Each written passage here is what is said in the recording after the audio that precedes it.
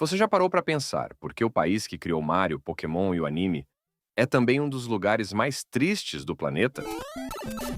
Um país que ensina o mundo a sonhar, mas que por dentro está apagando lentamente. O Japão, o mesmo lugar onde nascem heróis pixelados e mundos coloridos, é também o palco silencioso de uma das maiores crises humanas da era moderna. Talvez o Japão seja o símbolo perfeito da dualidade humana.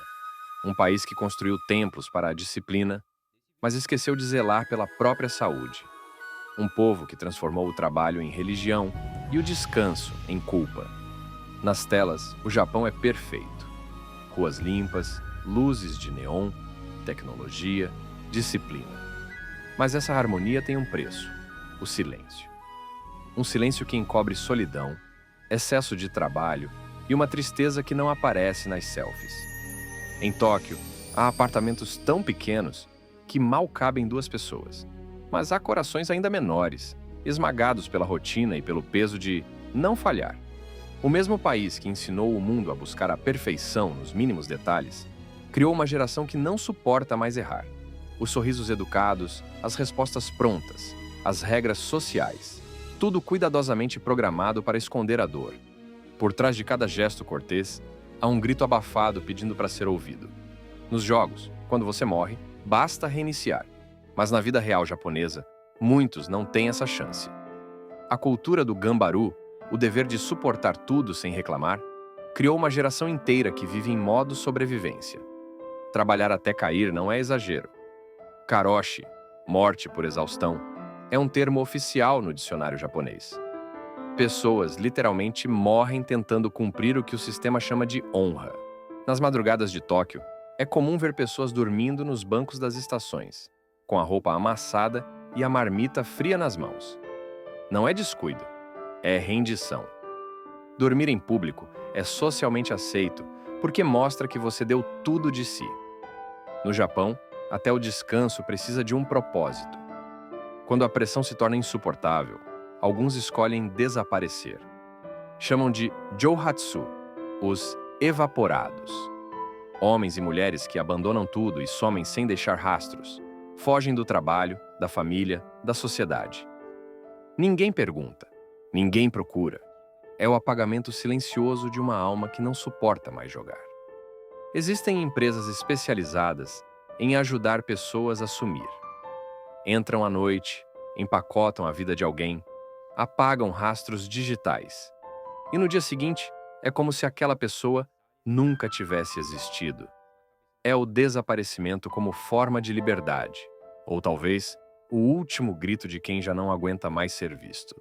O Japão é uma nação onde o futuro chegou, mas a alma ficou presa no passado. Robôs cuidam de idosos. Namoros acontecem com hologramas. Casamentos são substituídos por aplicativos. Enquanto isso, a taxa de natalidade despenca. Há mais fraldas vendidas para adultos do que para bebês. A população envelhece. E o amanhã parece cada vez mais curto. As ruas de algumas cidades parecem cenários de um jogo abandonado. Casas vazias, escolas fechadas, crianças que nunca nasceram. Cada ano, centenas de vilarejos são simplesmente apagados do mapa. E mesmo assim, as luzes de neon continuam acesas, como se a ilusão de progresso precisasse continuar brilhando, mesmo que ninguém mais esteja olhando. Os mesmos jovens que cresceram com Sonic, Cloud e Goku hoje acordam sem energia nem para sair da cama. O Japão dos sonhos virou um checkpoint sem progresso. As cidades são como fases infinitas de um jogo que ninguém quer mais jogar. O brilho dos letreiros de neon não ilumina mais, apenas cega. O herói moderno japonês não empunha espadas nem enfrenta monstros. Ele enfrenta a própria segunda-feira. As missões agora são pagar contas, sobreviver ao escritório e continuar sorrindo quando tudo dentro de si já se apagou. Enquanto o Ocidente fala de felicidade e propósito, o Japão fala de dever e sacrifício.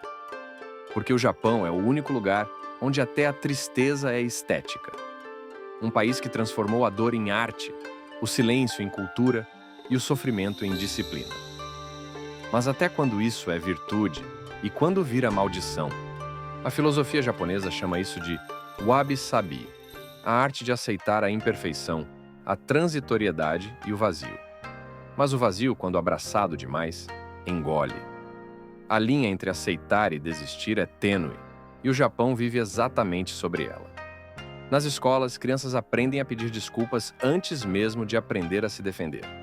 Nos metrôs, ninguém fala, como se o som fosse um pecado. E nas empresas, o erro de um funcionário é tratado como vergonha coletiva. É uma sociedade que aprendeu a não incomodar, mas também desaprendeu a pedir ajuda.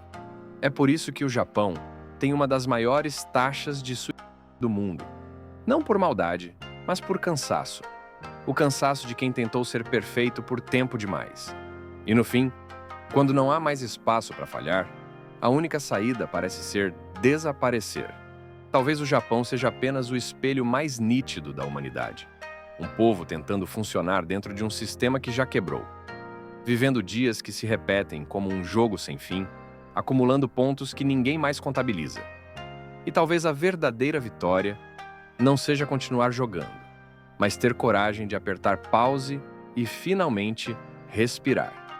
O Japão não é o futuro, é o presente levado até as últimas consequências. Porque no fim, o Japão não é um país distante, é um aviso, um lembrete do que acontece quando o progresso avança mais rápido que o espírito humano. O Japão é o amanhã que o resto do mundo ainda vai viver. Um futuro bonito demais por fora e vazio demais por dentro. Se você assistiu até aqui, comente Super Mario e considere se inscrever no canal. Essa foi minha contribuição. Te vejo no próximo vídeo.